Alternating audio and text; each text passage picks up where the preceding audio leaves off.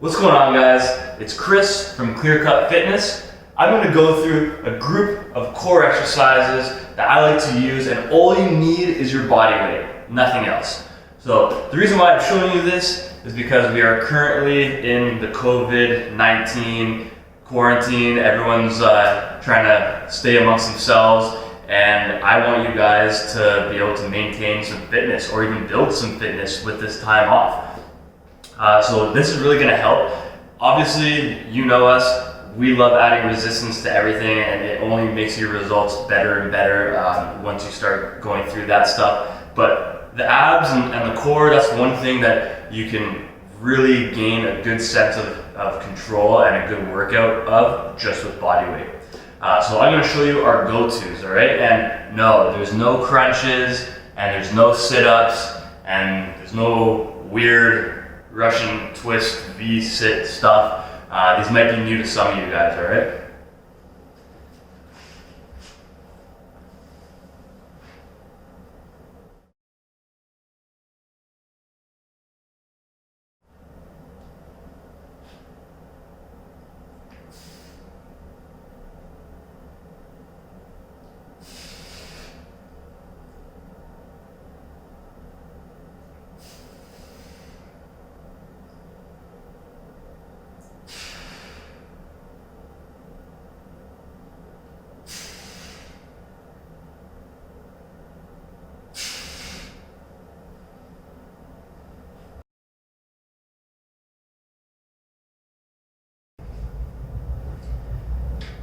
So that might be a little hard for some people off the bat. If you start feeling your lower back instead of your core, just stop. This is all about the abs, this is all about the core. We're not trying to compensate using other muscles. So if the first one was a little too much, what we're gonna do is put your leg up so that it's passively, not actively raised.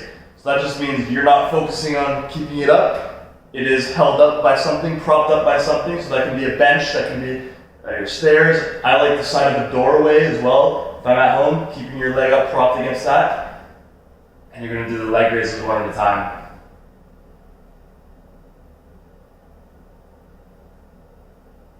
Super important thing while you're doing almost all of these exercises is that I want you to focus on pinning your ribs down to your hips with your abs. I don't want you using your lower back like this. I want you kind of flattening your lower back to the ground. That's going to activate your abs a little bit more and put you in a safer position.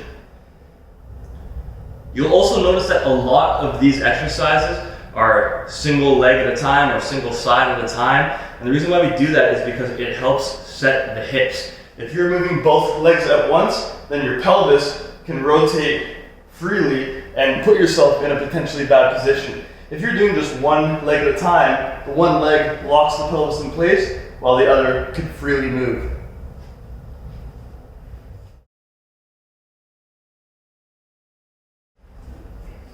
The next exercise here is called the dead bug. Same thing, lower back either neutral or completely flat against the ground. And you go opposite arm, opposite leg.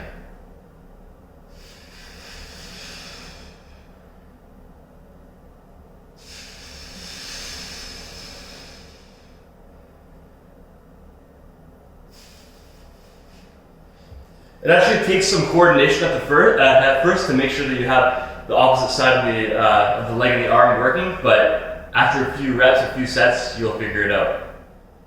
If you're finding it hard to maintain a tight core and using your abs in a full dead bug, we like to regress it by doing this simple little change. Instead of doing the arm and the leg, we're going to just do the leg. And instead of having it come all the way out, we're just going to have it tap down and come up. Still focusing on that flat lumbar spine.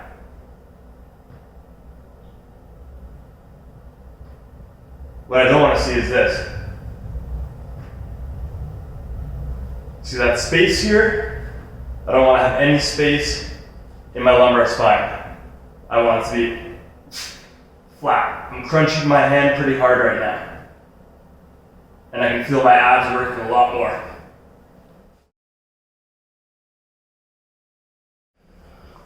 The next exercise is your standard plank, okay? And we're gonna make this super simple. On your elbows like this, elbows underneath the shoulders, you're gonna squeeze the glutes and pin the ribs down again, and you're gonna really feel the core. If you wanna take it one step further, you're gonna dig your elbows this way, down into the ground and towards the midline of your body, and your toes are gonna dig into the ground, pulling this way.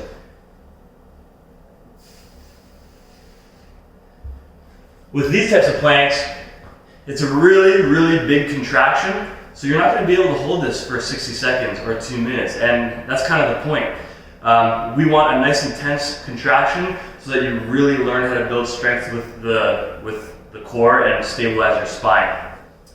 Also, a lot of research shows that after about 8 to 10 seconds of holding an isometric contraction with the abs, you lose the oxygenation of the muscle group, therefore tiring it out really quickly, and that's where compensations start to occur. That's where you start doing things like sagging your hips or raising your hips and hunching down your shoulders.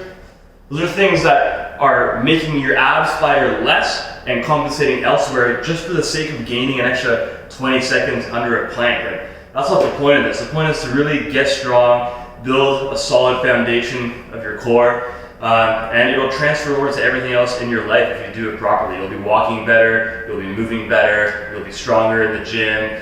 Yeah, it's really important that you do this right. So we like to do intervals of planks. We like to start with maybe 10 seconds on, 10 seconds off.